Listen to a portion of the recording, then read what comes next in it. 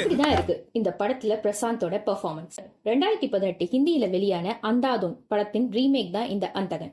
ஜாதி பிரச்சனை இல்லை, இரத்தக்களரி இல்லை, வன்முறை இல்லை, அறிவாள் வெட்டி இல்லை, இருட்டு இல்லை, போதைப் பொருள் இல்லை.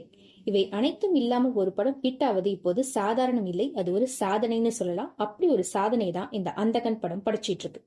கண் தெரியாமல் நடிக்கும் பியானோ கலைஞர் பிரசாந்த். ஒரு கொலையில அவர் பேரும் அடிப்படுது, எப்படி தப்பிக்கிறார் அப்படிங்கிறது மீதி கதை. சிம்ரன் மற்றும் பிரசாந்த மறுபடியும் திரையில பாக்குறதுல ஒரு பரம திருப்தி. பிரசாந்துக்கு ஈக்குவலா நடிச்ச இன்னொரு திறமையான ஆள் யாருன்னா அது சிம்ரன் தான். ஆரம்பத்துல ஒரு 20 நிமிஷம் படம் மெதுவா நகர்ந்தாலும் அதன் பிறகு படம் பரபரக்குது அப்படின்னு சொல்லலாம். பிரசாந்த் பல இடங்கள்ல இதாங்க டாப் ஸ்டார்னு நிரூபிச்சிருக்காரு. சந்தோஷ் நாராயணனுடைய இசை கண்டிப்பா படத்துக்கு இன்னொரு பலம். திரைக்கதையில கொஞ்சம் கூட தொய்வில்ல. கட்டாயம் குடும்பத்தோடு தியேட்டர்ல போய் பார்க்க வேண்டிய ஒரு படம். தேங்க்யூ.